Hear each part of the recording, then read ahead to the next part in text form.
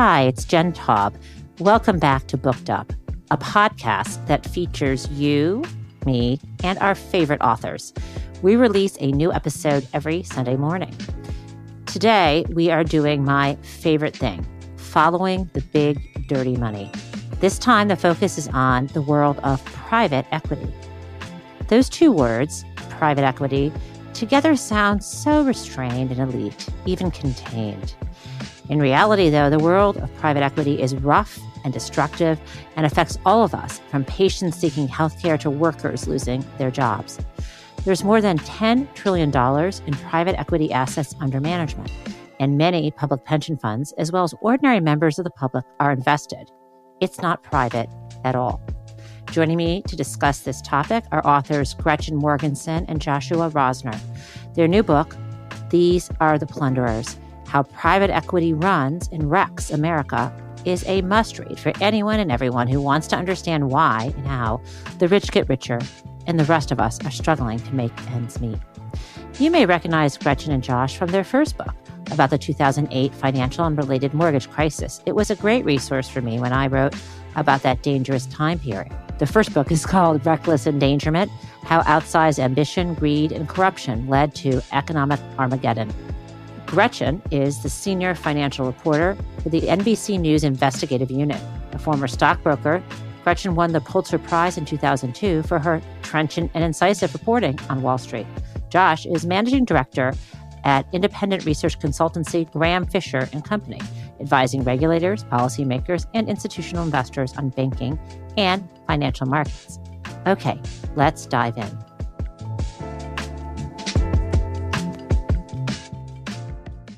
Hey guys, so good to see you. Good to see you. Great to be here. And I, before we started recording, Gretchen, I noticed that you look like you're in a hostage video, but you say you're okay. Can you put if everything's all right, can you make some sort of Look, oh, there's a coffee cup. She's drinking coffee and she's smiling. Okay. I'm going to trust that she's okay. It's just that she's up against a wall, but it's not a white wall. It's kind of like grayish. No, it's like gray. It's like felt. Anyway, it's soundproof. That's the important thing. Okay, great. So whatever's going on outside, which may be really fascinating, you can't even tell us about. And Josh, you are like in the Architectural Digest apartment scene with I even see an orchid, and I think that's actually no. Those stargazer lilies. Is that what that is? And they are the inappropriately termed Oriental lilies. I call them stargazers. Are they? I thought stargazers are smaller, but you may be right. You may be right, but they smell so good, especially if they're on day 2 or something. Exactly. And you've got some artwork around you. Can you tell me about that? Yeah, it's just artwork. People you know, or some of them, yeah. So I don't know what you can see. Strangely, I can't tell whether these are photographs or paintings. So there's photographs over here of Vic Muniz, who I don't know if you know his work. I know nothing. Fascinating. His work is all about challenging perception, that we start to look at images that we think we know and stop thinking of them as the thing it was meant to be. So as example, Andy Warhol's images of Liz, we all look at today and we go, oh, that's a Warhol. That's an image of Liz, as opposed to thinking about what Warhol was trying to get at by doing an image of Liz. So he tries to throw roadblocks in your path, so you have to go back to the a priori. I feel like that's a metaphor for your approach to investing and writing, is it not? It is. Challenge the obvious. Okay. So I guess that brings us right to I don't know what's obvious, but let's take that. If you wrote this book with Gretchen, These Are the Plunderers, and the subtitle is How Private Equity Runs and Wrecks America.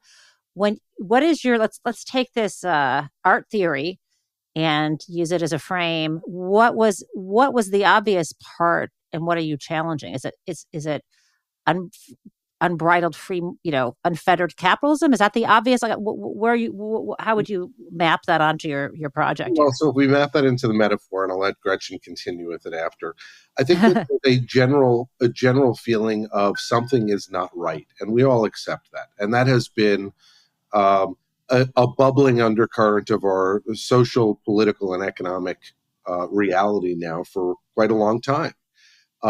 And we all are playing with this, what is it, without stepping back and looking at, is it actually the underpinnings of what we think is capitalism, but is no longer capitalism? And so following that metaphor, it's very easy to accept this is what capitalism is, but what we're practicing, what we wrote about, is actually not what capitalism is. I couldn't agree more, and I love that. And Gretchen, do you want to pull this thread? Sure. Well, the other thing, so I'm a financial journalist, and so what I'm always looking for are the hidden elements to any story, the things that people aren't seeing beneath the surface. And private equity is just it's a stealth operation that a lot of people just don't understand, and they do not know how often they interact with private equity companies every day of their lives. They do not know how many hospital emergency departments are run by these financiers. They just don't know the extent to which this is impacting them. And so from the standpoint of really searching out the truth as a financial journalist, this was just a really important goal, I thought, to really helping people to understand what is going on with this practice, how pervasive it is, how pernicious it is, and so that they can be educated. I love that. That's a public service, but it's also interesting as an investigative journalist. It's hard to, it's sometimes hard to have a conversation when we know people who aren't as familiar as we are with this subject. And so I'm going to try to take it, I guess, piece by piece by asking you, how has this phenomenon changed? In your book, you describe around 35 years of the development of this. I don't want to call it a sector, and I don't want to call it an investment class, and I don't want to also call it a virus. I'm not sure what to describe private equity as. Shadow investment market. I mean, to me, you call them plunderers, but this is a $10 trillion assets under management type of sector, I guess I'm just going to say for loss of a better term. So how did we get here, and why is it so bad? And I'll start with you, Gretchen. Well, I would call it financial engineering, sort of Okay. on steroids. I think sector is too kind because, sector makes you think of an industry, healthcare, or, utilities, or something that actually provides value and a service to people. And this is not that. Okay. This provides a lot of enrichment to a very small number of people and a lot of pain to a very large number of people. So I would call this financial engineering kind of on steroids. And, it really started back in the 80s when we were going through a period of kind of resurgence in the stock market.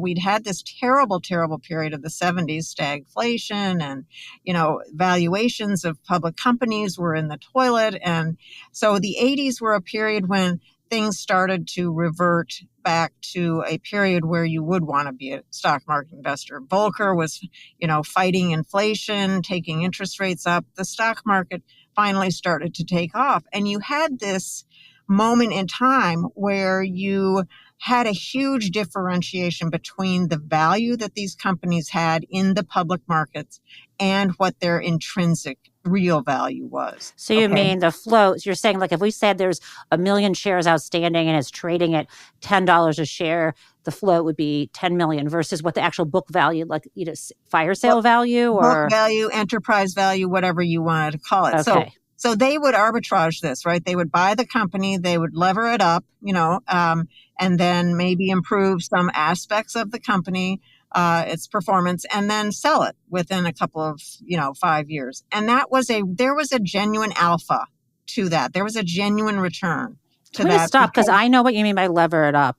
But can you say, so in other words, they want to buy a company that's already traded in the public. They borrow a lot of money in order to be Correct. able to buy it. That's what you mean by leverage, right? Right. And then at the time, it was a way you said to maybe improve the company because maybe it was being mismanaged. You could, in theory, right? The positive side would be. Right. Okay. But then you would take on this big debt. The debt, of course, is a cost. It's a cost of doing business for the company. They also have to pay the debt back. And so it makes it a little trickier. But because there was such a difference between what the intrinsic value of these companies was and what the market was valuing them at, it was a real opportunity for arbitrage and for making a return. Mm-hmm. So that's where it started.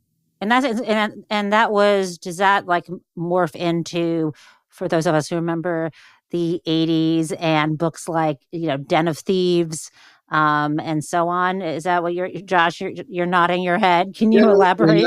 That's exactly what it is. So this was it was the greed is good, the beginning of the greed is good era. Gordon Gekko. Wall Street, the first movie. Yeah. Remember Yuppies? I do. Right. And so it was exactly that era. But to Gretchen's point, part of the taking on debt was, one, to be able to do the leveraged buyout, to buy out the company, but two, to have working capital to improve the business over time to generate outsized returns, hopefully, so you can pay down the debt and then refloat it into the public markets to capture your value. Right. That was at the time, kind of ugly because there was a lot of job losses. There was a lot of negative social impacts that were going on as a result of it. But there was still a theory of improving a business long term. And it's funny because, I got out of college in 89. I worked as a paralegal for a year, and then I went to law school. And when I was a paralegal, I was working in that year on the I forgot which law. Well, I don't want to say the law firm I was at, but I think we were representing the bondholders in the KKR takeover for RJR Nabisco. It's something that I know that you write about. But when I went off to law school, I had a really negative impression of leverage buyouts because I thought that they were just designed to enrich the people organizing the buyout, and stripping value. I had a very negative idea because I had worked on something, and then I get to law school, and then everyone's, when I take my corporations class, you get the other narrative, right? You get the sort of, these, entrenched managers are sitting on their butts all day, playing golf all day, collecting big salaries, leaving a lot of cash on the balance sheet, not getting shareholder value. This is how we discipline them in the marketplace, right? Versus Marty Lipton, he's so bad. He's creating these poison pills so we can't take over these firms. So can you, either Josh or Gretchen, because before we move from the 80s to where we are now, can you tell me the competing, it's almost like gospel, the competing stories and where the truth was at that time, if you think there is a truth between managers aren't really doing their best for employees or shareholders, and that's why these buyouts were helpful, versus that's nonsense, this is just an opportunity for these buyout firms to just be vultures and prey on people. I tend to, just to give a simple, I'll let Gretchen give hers as well, but I tend to believe in the latter more than the vulture. The former. Yeah, right. Me too. I still haven't changed much. Because if you look at the performance of the companies, the viabilities of the companies, the survivability of the companies, the job losses of the companies, the destruction of corporate brands, I think it's hard to argue otherwise. And so I think we're in agreement there. I think the problem is that relative to where we are today, that's quaint in retrospect. Okay. Because back then, there's also this connection. You mentioned, Gretchen, Paul Volcker making interest rates go up to sort of tame inflation. But that also kind of, we all know, broke the backs of the savings and loans, who were then also kind of pushed into or enticed into through both deregulation and these buyout firms. Like when these companies were taking when these vultures, we can call them, or when these pillagers were taking these companies private and using a lot of debt to do that, it wasn't like their own personal debt that they had to pay. They were issuing debt, and who was buying the bonds?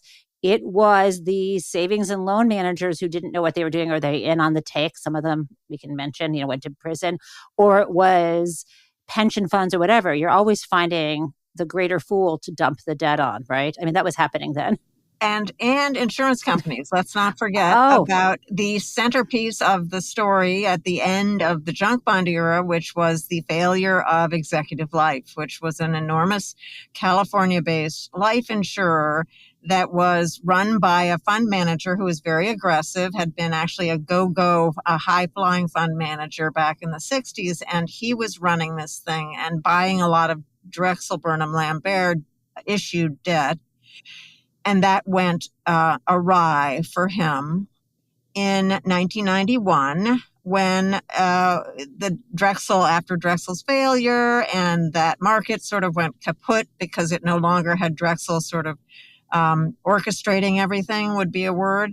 The market really collapsed. And so Executive Life fails, and in walks Leon Black, former Drexel banker, knew where all the bodies were buried in this insurance company portfolio because he had actually done the, issuance and of the debt.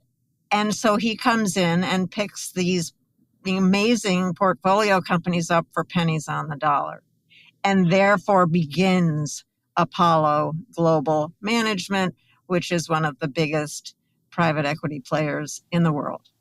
And it's worth just stepping even one step further back from that. Okay. Which is Drexel Burnham really was the epitome of that greed is good ethos, right? It really was an outlier, by the way. It was a renegade firm. It was not well respected by the rest of Wall Street at the beginning. It was viewed as doing, frankly, risky, dangerous, aggressive transactions. And let's even back up even farther. Okay, then we're going to.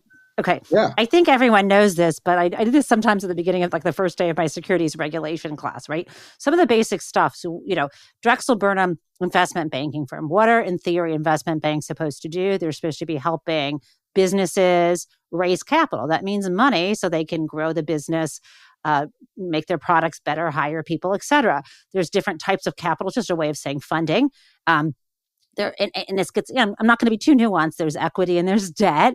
And, you can issue equity more than one time, but equity is like stocks that people buy, and you buy the stock and there's no guarantee you get any kind of dividend. Usually, the best you can do is sell it at a higher price, you hope. And if you buy debt, which is like bonds, for example, in theory, you're guaranteed to get paid back your principal and your interest on time unless the company goes broke. Businesses like, whether it's the Goldman Sachs's of the world or Drexel or whoever the investment bank is, they're sort of an intermediary between the company that wants money and people out there in the world who have money on their hands, whether it's you and me, it's Gretchen or Josh or me, or it's someone like the firm I worked for, Fidelity Investments, who's buying it for their mutual fund, or it's an insurance company that needs to invest in something because they're taking in the premiums and they want to make sure if there's an event they have to pay out for, they can sell the stuff they buy, right? Like that's kind of like really simplistic thing. Now, when you say you're talking about Drexel being the worst of the worst, now can we, and Gretchen mentioned, well, this Leon Black knew where the bodies were buried because, or maybe it was you, Josh, who said because he had created, helped issue this debt that was then sold into the insurance company. Now you can pick up where you left off, Josh, because I just want to make sure we have all those pieces there. Well, and remember, there's also a cost difference between equity capital and debt capital. Perfect. Yes, explain that. And so debt tends to be less expensive than equity for companies to issue. The junk bond era, the Drexel era, sought to take advantage of that. Historically, only companies that were well-run, high credit-worthy companies had access to the debt markets. They were able to raise capital at some premium to Treasury rates, LIBOR rates, etc. Drexel said, hold on, maybe what we can do is we can actually get debt funding for companies that are really high risk, that probably have a lower probability or chance of repaying the investment. And the theory is, just like the portfolio theory, have a basket of different things. Maybe maybe Treasury bonds are paying 4%, and maybe, corporate debt from a company you really trust because you don't think it's going to go broke, maybe they'll pay you 5%. But like, what if you can get 15% from a company where like it's a crapshoot? That's right. Some people want to do that, just like you're saying with equity. You know, some companies are going to go bust, some are going to go through the roof, and you just try to manage a portfolio. That's the theory. Again, like all these things sound so nice in theory. And so that was Drexel's game. Was they really innovated the selling high risk, high yield debt to insurance companies, to pension funds, to investors writ large.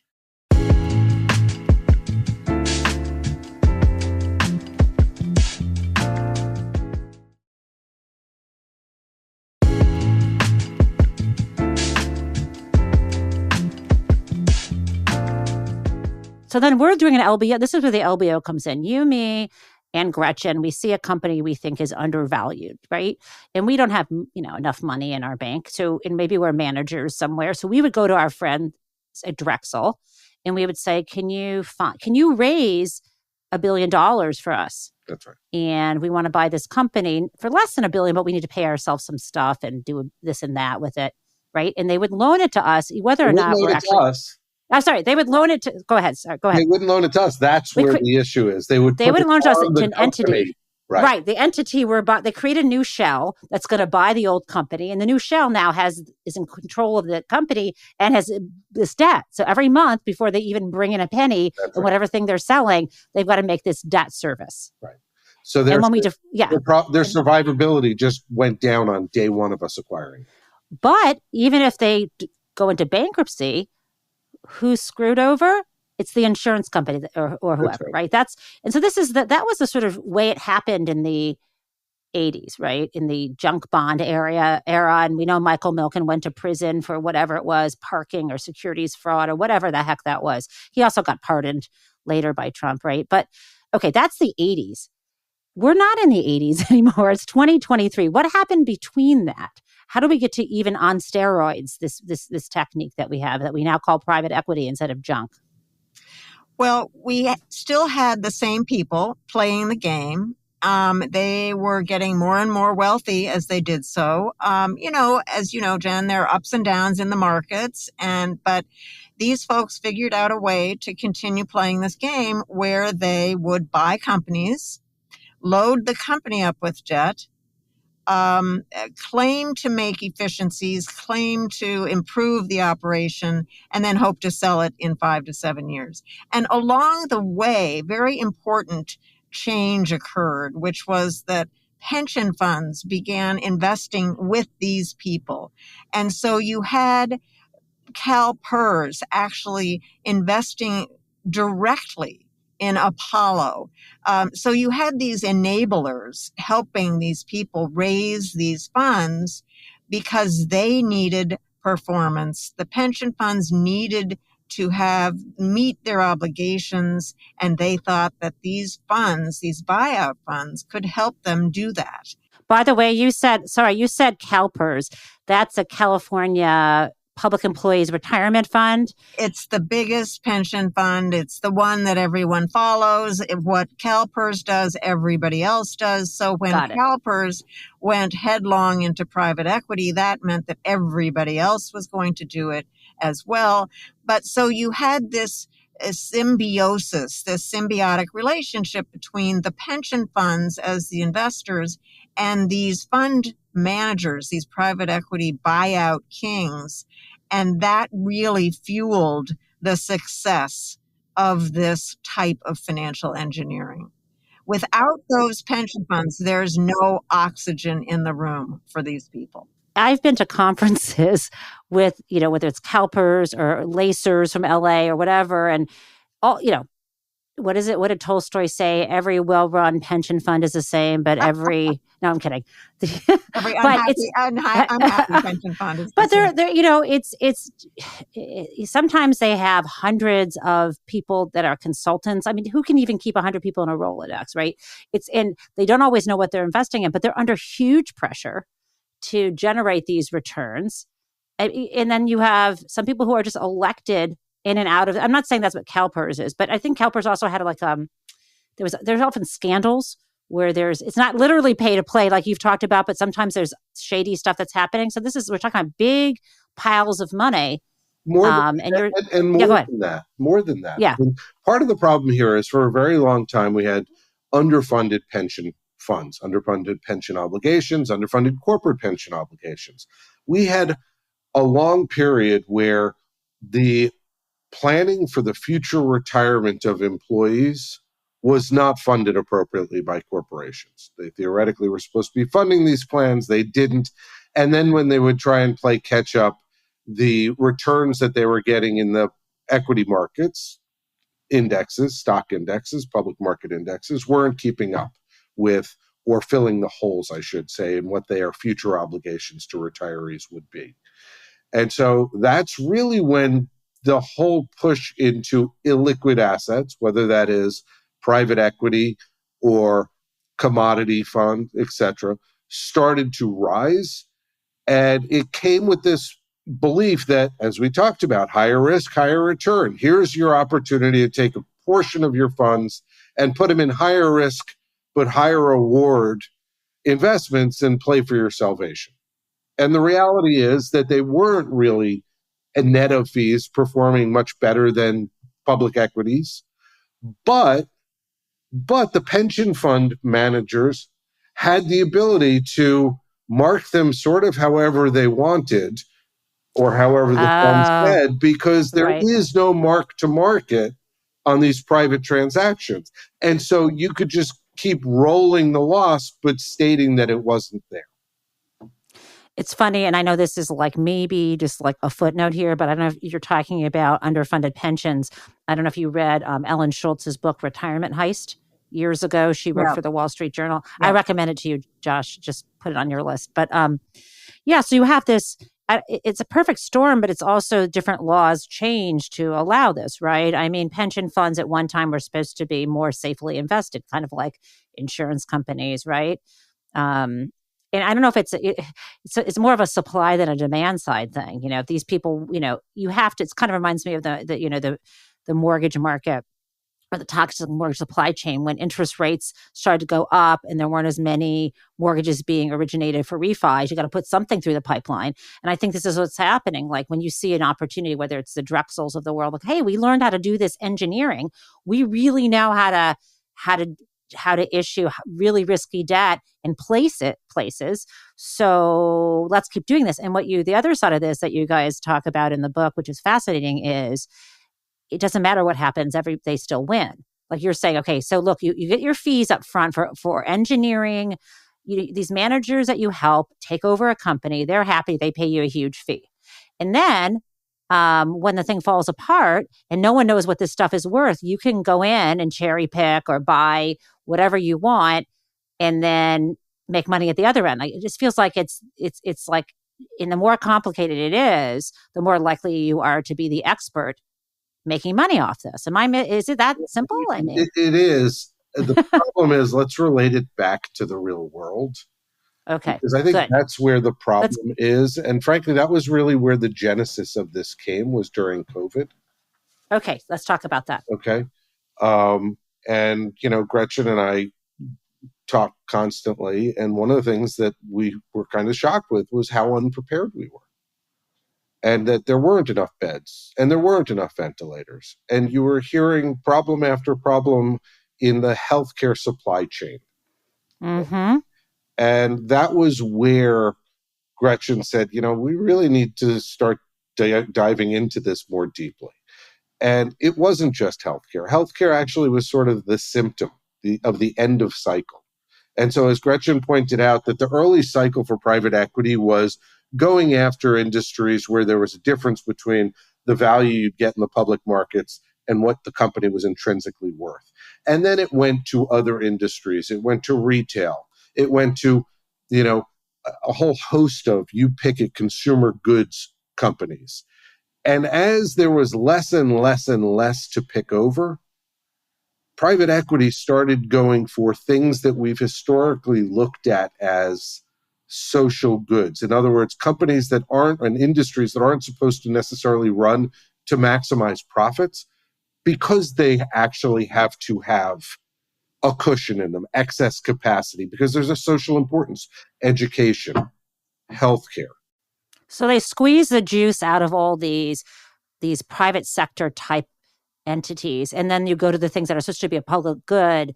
You're saying education, and hospitals, they squeeze the blood out of all of that too. That's right. That's basically. right. So, and that's where Gretchen really, started identifying the hospital emergency room transactions and the games that were being played in a very. Can you step up? Can you tell that story? Because I think the hospital emergency rooms and the long-term care, it just was like a gut punch to read about this. Because I do follow some of the people that you use as sources, like Rosemary Batt and Eileen Applebaum's work. But so there were things that were very new to me that you were writing about, and it just so deeply corrupt. So start with the emergency room. I think that's good.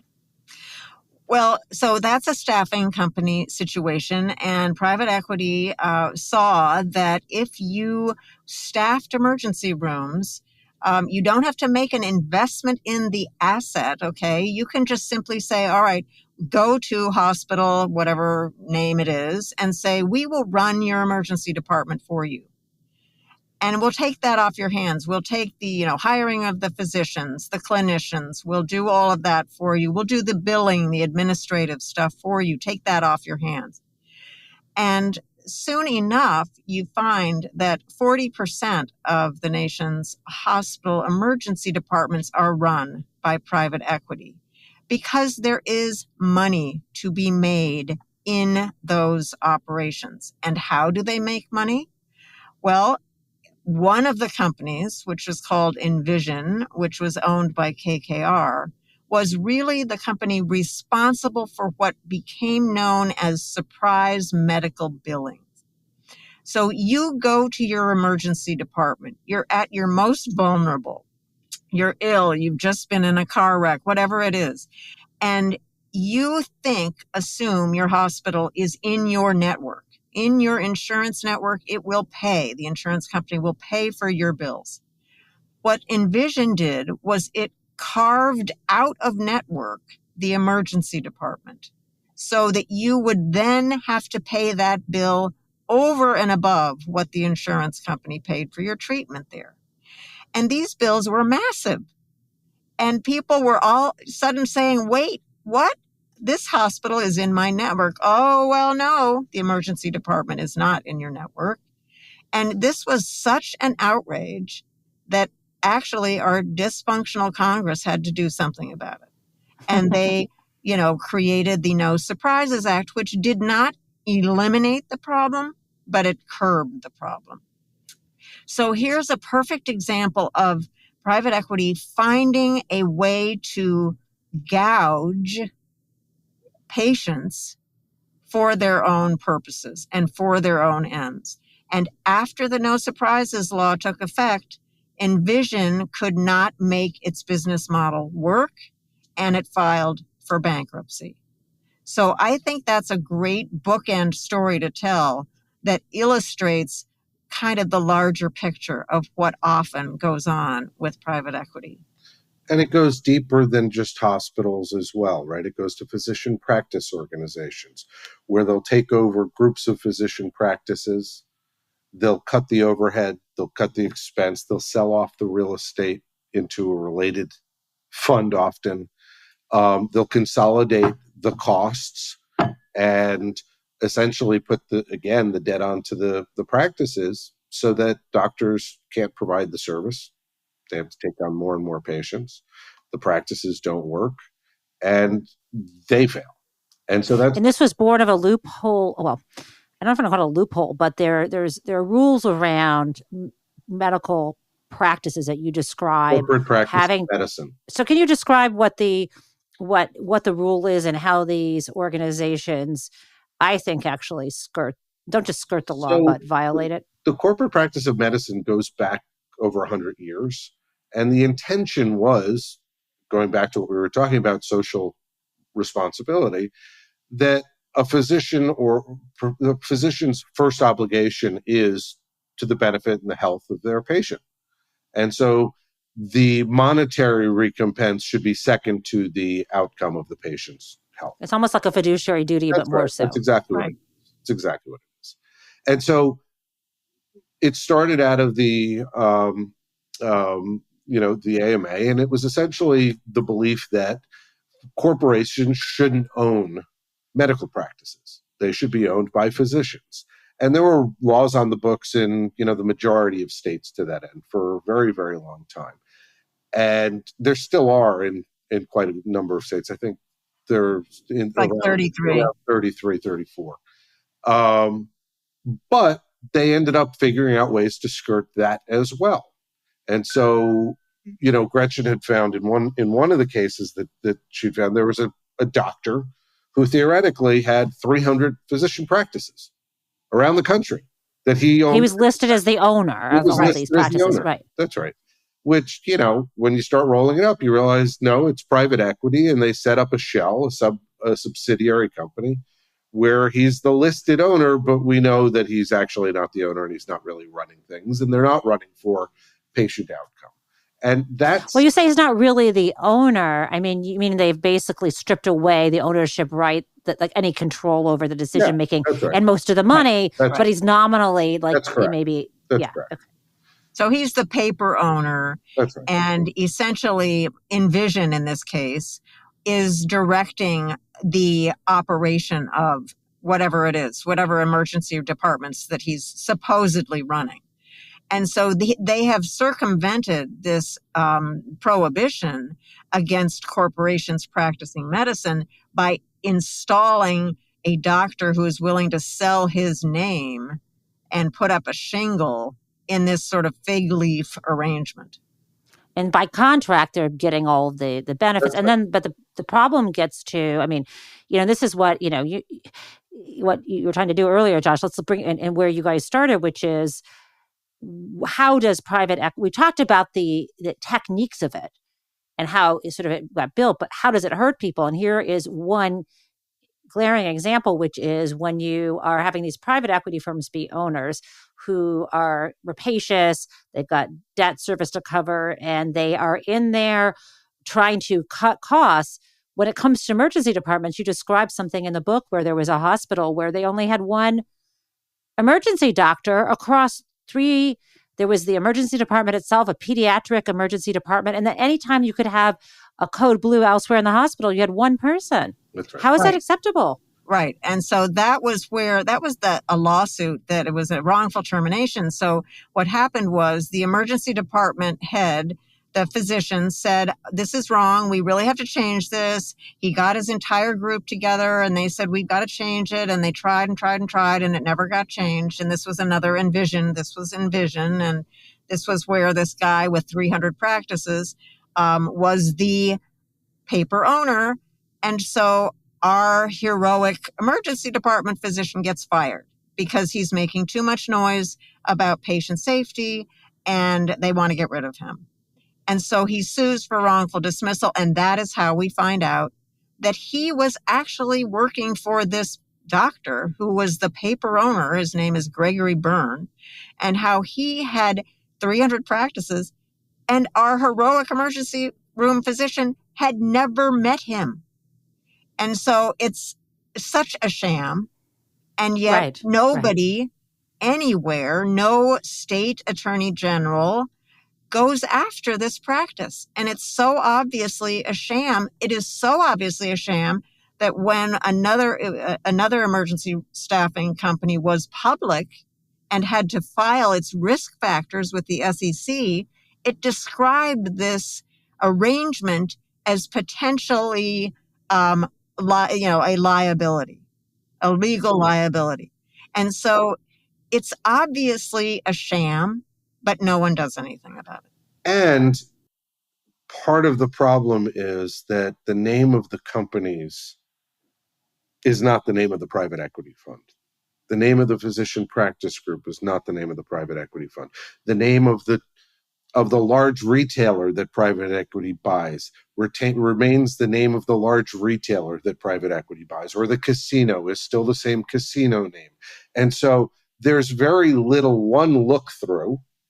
You don't necessarily know who the ultimate owner is, and that becomes a bigger problem when you get down to something small and discrete like a physician practice or a hospital. Mm-hmm. You don't necessarily, and they don't disclose what they own.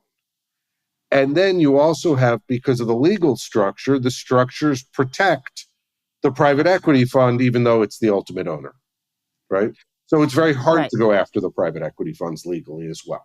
It's so on the side of before we do another example, I'm thinking about what would it be a small local hospital? What are the pressures? It can't just be greed on the user side of the people who use private equity. Like I'm sorry, say it differently.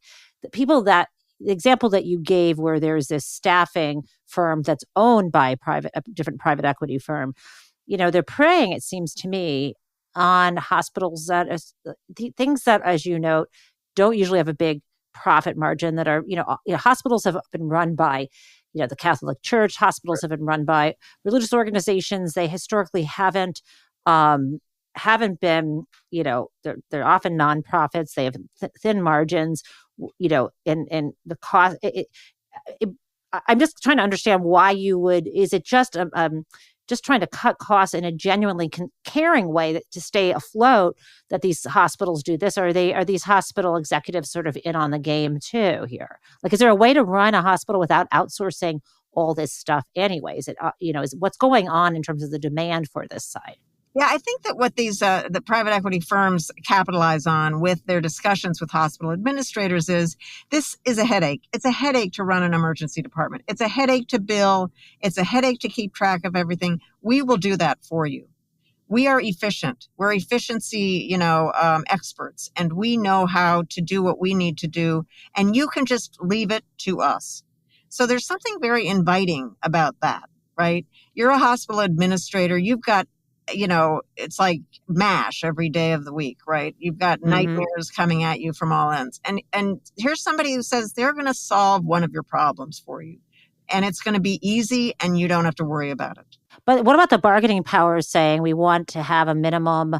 It's sort of like a classroom, which I guess teachers don't have the bargaining power, but like we need to have a certain amount of coverage. They don't negotiate that in the contracts. They don't know to do that. I have not seen the contracts, Jen. They're very protective of these things. The contracts would show, for instance, if there are arrangements where the private equity firm pays the hospital, any sort of increase in revenues that might be generated. Yeah. I mean, because it seems to me like there's got to be a reason. There's got to be something going on, or bonuses paid to people signing. Or you don't think so, Josh? I mean, it's possible, and we're sort of at, but I don't know if you've got people who have an expertise, and their expertise is in healthcare, and someone comes in whose expertise is in financial engineering, and they explain to you how you're not maximizing what margin you can make.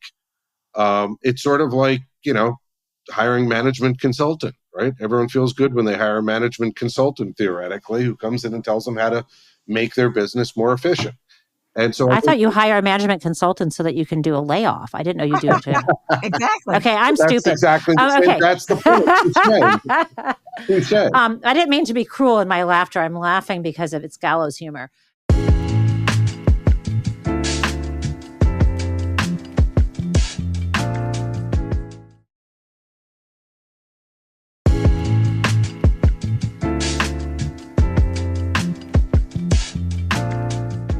So let's move on to another healthcare example, and before we talk about like how we can fix this problem.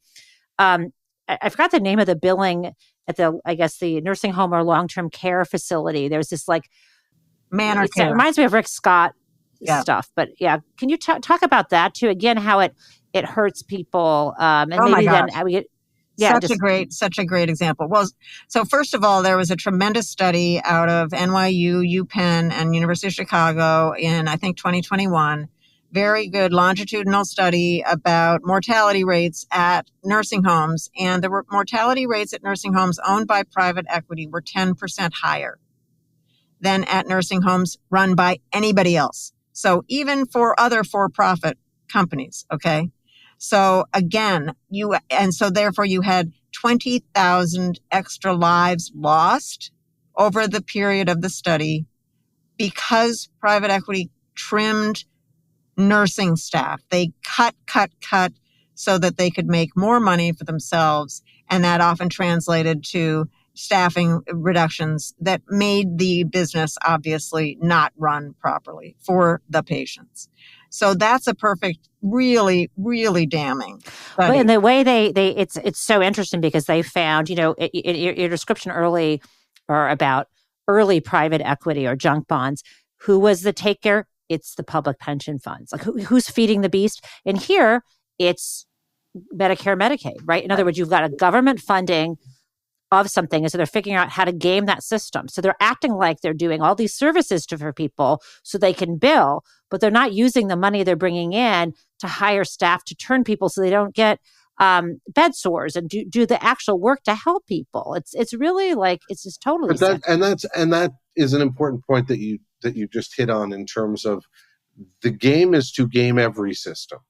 So whether it is gaming the pension, gaining the public-private market valuation difference, gaming Medicare, Medicaid, right? So there was they took over one of the largest aluminum smelters in the country, in one of the poorest counties in the country, and essentially bought it out with, very little equity, huge amount of debt. Within 6 months, they had special dividended themselves all of their original investment. So at that point, they were playing with the house's money and had, 2,500 employees who had been multi-generational employees in this county's aluminum smelter.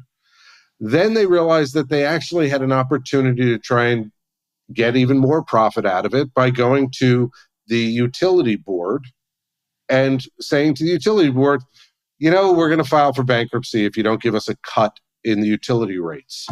And they fought really hard for that, and the utility board said no. And then the private equity firm went to public officials, elected officials, and gave them a lot of pressure. So they then weighed in and pressed the utility board. The utility board finally said, okay, we'll shift some of the burden to our other utility payees, and we'll give you a discount. And they still bankrupted it, 12 months later, leaving 2,500 or so employees who had been there, as I said, for multiple generations, out of work in one of the poorest counties in the country, leaving the school system in that country with a loss of a third of its tax budget, and walked away. No accountability. How do we stop this? Oh, before I ask that question, that's a harder question. What are the name brands that people would recognize of companies that were taken over by private equity, stripped of their resources, and went through a bankruptcy? Well, I think Toys R Us, people really know that one. Yes. Linens and things. There were a tremendous number of retailing Essentially, companies. every major retailer that you've seen go bankrupt went that way. What would your response be to, well, they were preying on, not that it makes it better, but, everything is converting over into the digital space. And so they're preying on a weak industry. That doesn't mean you should circle around a corpse or anything, but were they going after these before, during, or after the digital revolution? And how does that change your analysis? I'm just curious. They were going after these well before the online thing happened. And again, you often see that private equity firms look for industries, entities, companies that have underlying assets, real assets, like real estate. Okay, so in the case of the Manor Care nursing home, what happened with Carlisle, they were able to get back their entire investment in a very short amount of time because they sold the underlying real estate under all of the nursing homes and were able to benefit from that. Of course, the company then had rents to pay that it had not had to pay before, and it immediately became cash flow negative. And so that was a real burden and ultimately bankrupted Manor Care. So retailing often bought, because they had stores, they had real estate that could be liquefied and monetized. Another name, Samsonite, is a really good example of a company that was kind of wrecked by these people. You have fast food companies, that you don't think about. Dunkin' Donuts, for instance. I was surprised because that's my go-to, Gretchen. Right. And I did not know it was owned by that private equity firm. I'm forgetting the name of it. Rourke Capital. Yeah. And they're trying to buy Subway. at the moment. So, but a lot of it is very, very hard to find. I mean, I'm an investigative reporter, and it really is difficult for me to identify which emergency departments are run by private equity, which nursing homes, which dermatology companies, et cetera, are owned by private equity. Yeah, I mean, and pick your local newspaper that you used to know, right? Same thing, right? It's sort of a think about what's disappeared through bankruptcy, and you've sort of identified where the private equity world has been. How do we, well, I mean, I don't know how you rewind the clock. We can't do that. But going forward, what should we do now? So there, I think we didn't even get to where our Gretchen and my concern is, which is the Oh, go do that then. Go ahead. The book ends, unfortunately, at the beginning, right? Which is the book starts with Executive Life, the failure of an insurance company that became loaded up with junk debt that was issued by Drexel Burnham. And unfortunately, over the past 5 or 6 years, we've seen most of the private equity funds either buy in whole or in part, the large private equity firms, insurance companies. And so they're now buying these insurance companies as a way of having cheap funding for their deals, and as a way to then buy corporate pension obligations, switch them over to annuity obligations, and then roll the dice for the solvency of those. And by the way, the annuity obligations would be issued by these insurance companies. Correct. Right. Or backed by. Yeah. Correct. Yeah. And so, unfortunately, to me, that's the scary part, is we can talk about the disaster to corporate America, but we haven't even touched on the future systemic risk here in the insurance world. Well, we saw this. This sounds like AIG Financial Products 2.0, which I don't have to tell you all that Drexel people went over to London. And that's for folks who maybe forgot about the 2008 financial crisis. All the risk of those toxic mortgage-linked securities was, not all of it, but a lot of it was linked up with this so-called credit insurance, these credit default swaps issued by what? And the transformers offshore. Yeah. Yeah. Right. And so I don't love that, because you're right. A systemic risk problem means bailout, because if insurance companies can't stop covering losses, or if policyholders run, it's just like a bank run, as you've noted. So that's not great. So who are you telling this, and how do we stop it?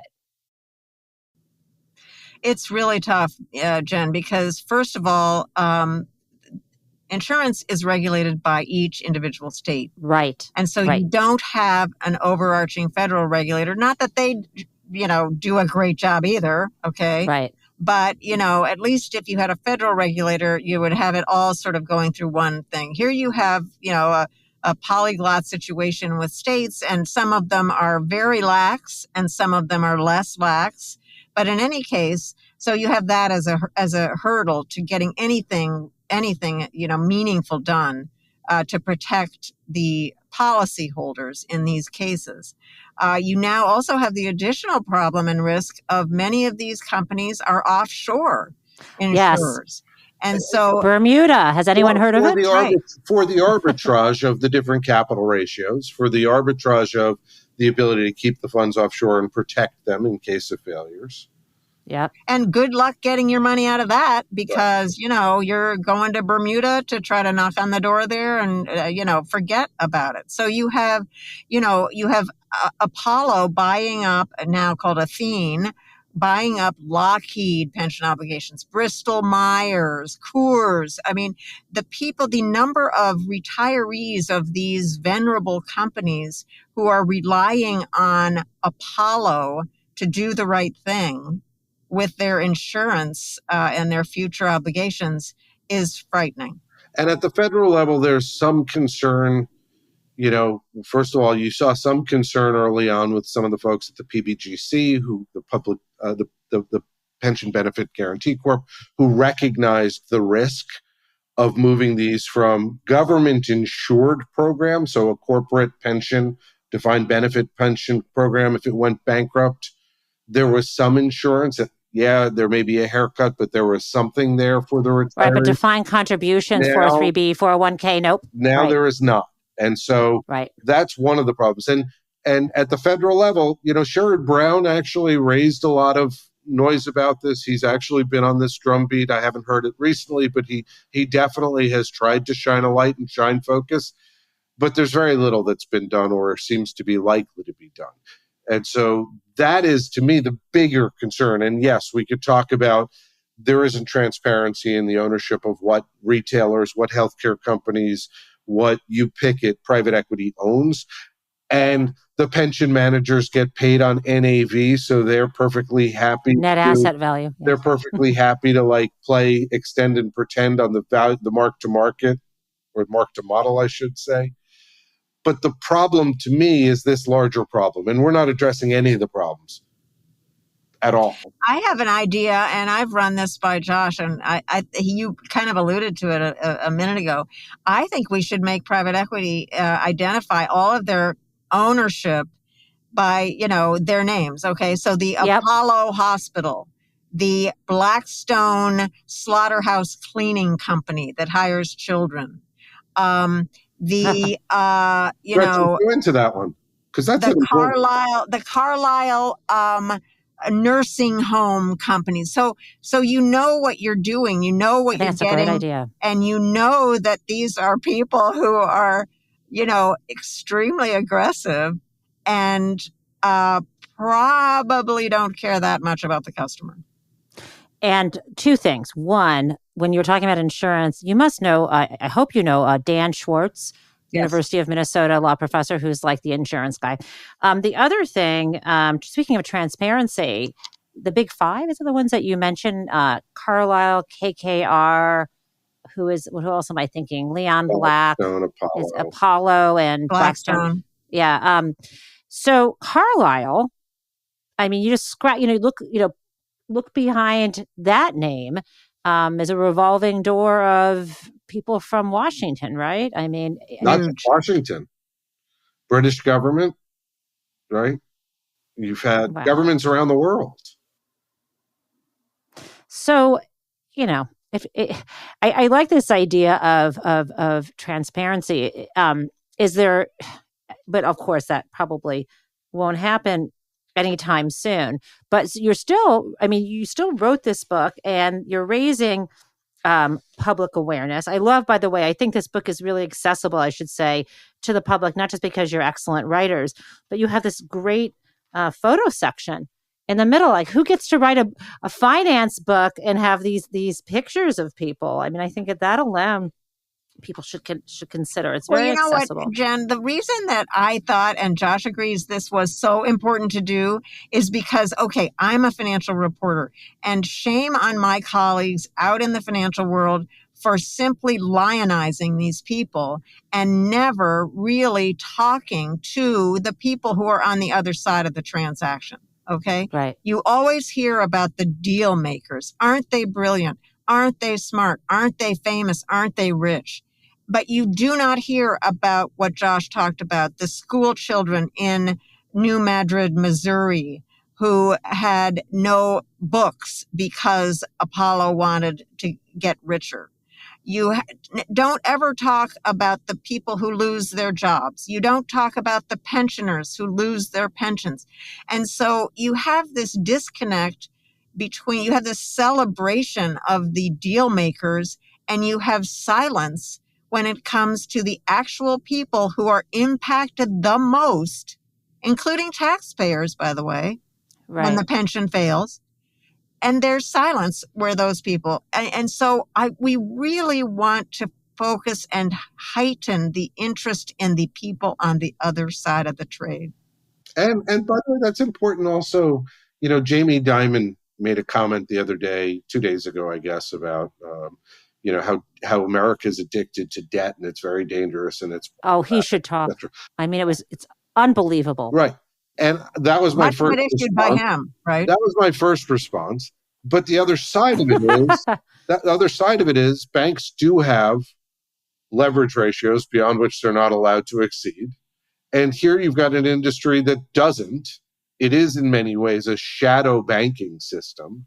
Absolutely. Right. And yet Yep. we've done nothing to rein it in, to regulate it, nor has Jamie Dimon, who gets a lot of business from these same companies that we're talking about, pointed fingers where it should be pointed, as opposed to it being this generic America's addicted to debt.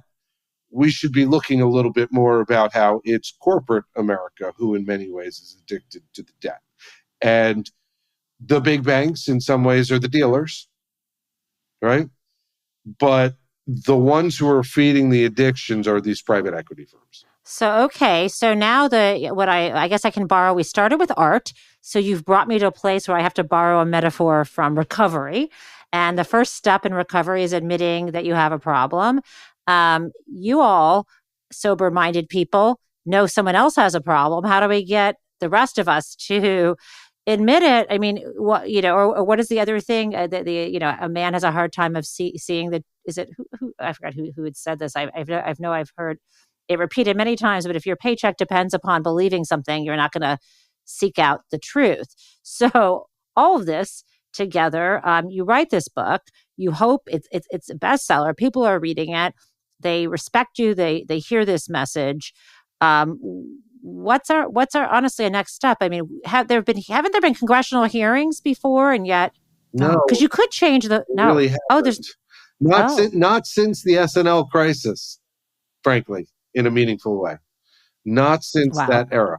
And I don't know that would change it. I think that what really Gretchen and I talk about and have talked about since the beginning, the goal really has to be that people have to start asking where their pension money is invested. People have to start asking what they're buying, who owns the companies that they're going to and frequenting every day. When you go to the doctor, you have to find out whether your doctor is really part of a small practice that they own, or if there's something else behind it pulling the strings, which may be detrimental to your health outcomes.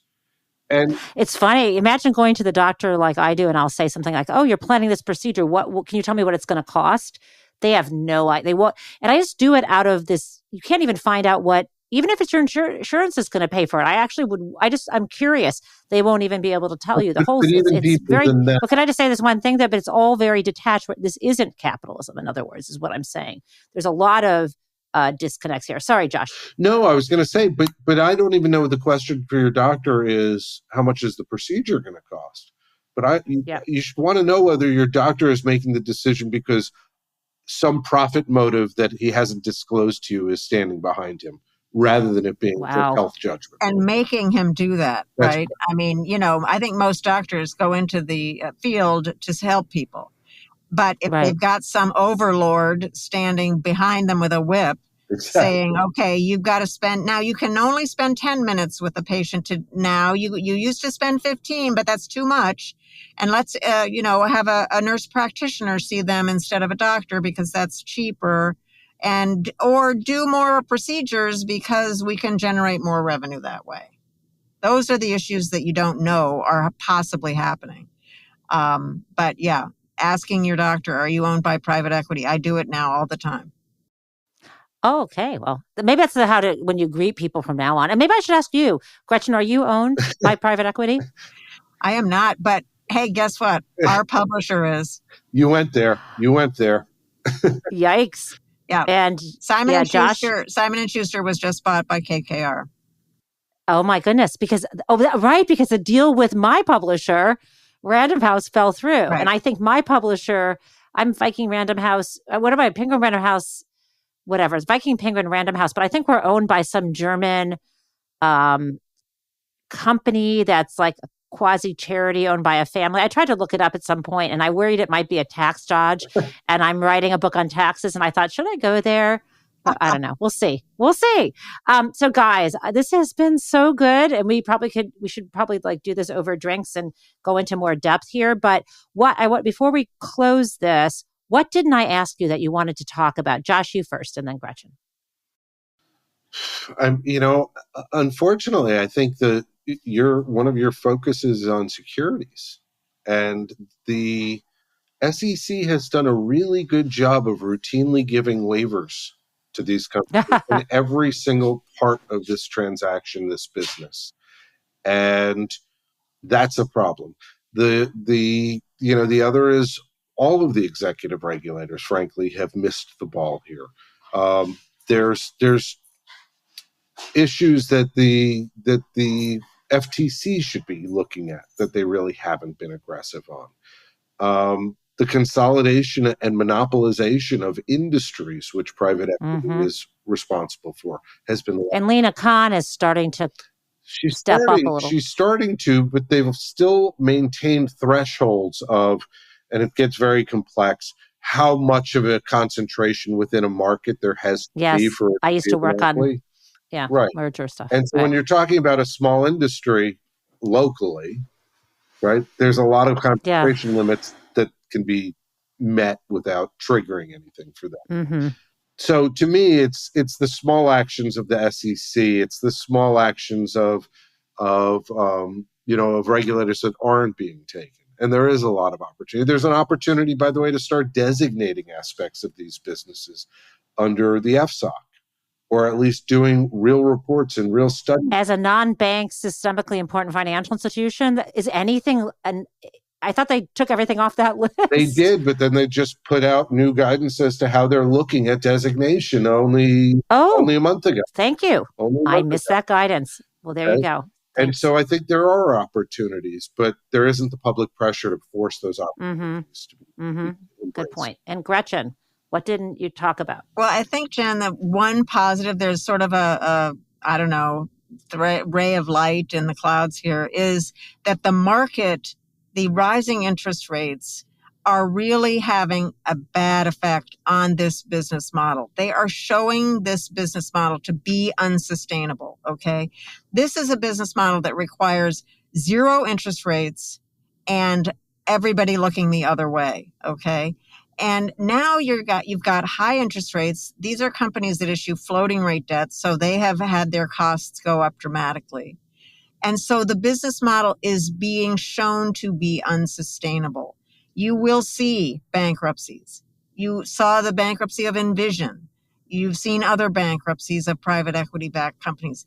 It is becoming evident, I think, because of interest rates, that this is an unsustainable business model. And I think that's a great silver lining in the cloud here that I hope has an impact and I hope can help augment what we've done with the book and demonstrate to people why this is a problem that needs to be addressed.